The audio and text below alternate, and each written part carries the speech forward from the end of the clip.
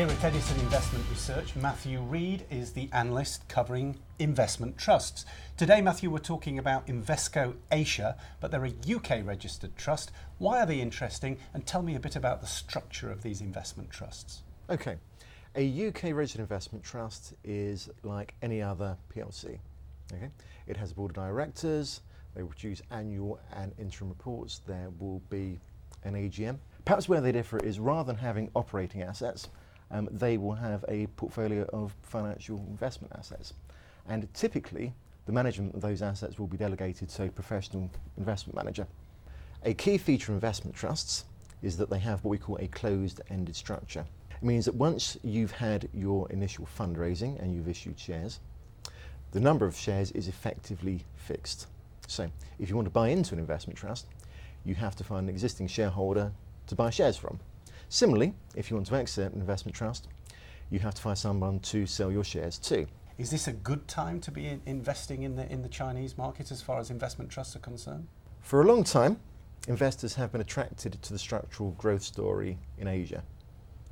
Now, there is evidence that China is slowing, but this is not necessarily a bad thing, because actually it could put China and the rest of the region on a more sustainable path. And if you compare China and the surrounding region, their growth rates and expected growth rates to that in Western developed economies, in many regards they're still compelling. Talk to me about the style of investment management that is used within Invesco Asia and how the management of that portfolio actually works. Invesco Asia is used or is managed using a mixture of bottom-up and top-down strategies. In this case, it's very much focused on bottom-up fundamental analysis for stock selection. But equally, there's a top-down macro overlay so that the manager can underweight and overweight the areas that they favour or favour less. And has Invesco Asia's approach been successful so far? I would say that if you look at performance, yes, it probably has been successful. If we look, say, over the last 10 years, and I think it's important to take a long-term time horizon because a lot of these markets can be subject to short-term volatility. If you'd invested in Invesco Asia, you would have, in total return terms, generated a return of about 270% compared to, say, the FTSE World of about 130%. Any likelihood that that will continue? Is it possible to predict with the state of the markets at the moment, or is it impossible?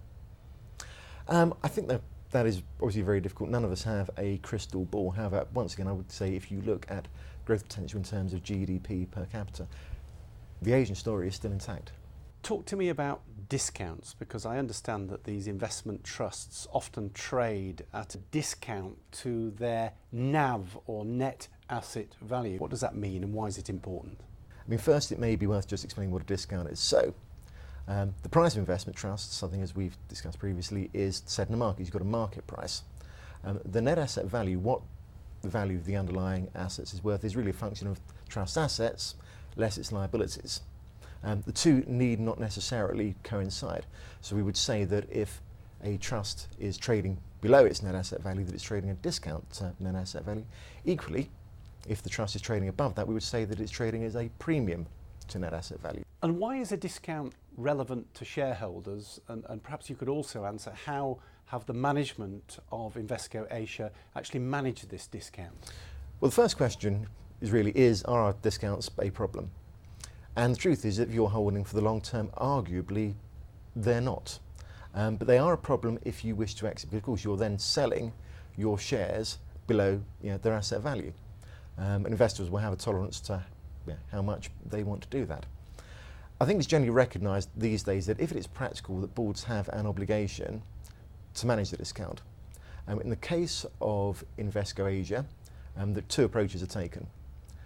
The first approach is that actually the board regularly authorises share repurchases in the market, and I believe during the last year about 5.5 million shares have been repurchased at a cost of just under £8 million. The second is that for the last 2 years and for 2013, the board has said that if the average discount during the year is more than 10%, they will offer shareholders a tender offer to basically get out at NAV less 2%. So we've looked at various aspects of the operation of investment trusts, of the management of Invesco Asia. Tell me finally about where you see this going in the coming years. Well, One of the things I should emphasise is that investing in emerging markets requires you to take a long-term view. They will always have their wobbles in the short term, but I think, say, if you look at Asia over the longer term, the structural growth story remains intact. Well, Matthew Reid from Edison Investment Research, thank you for introducing me to the world of investment trusts through the eyes of Invesco Asia. Thanks for joining me. Thank you.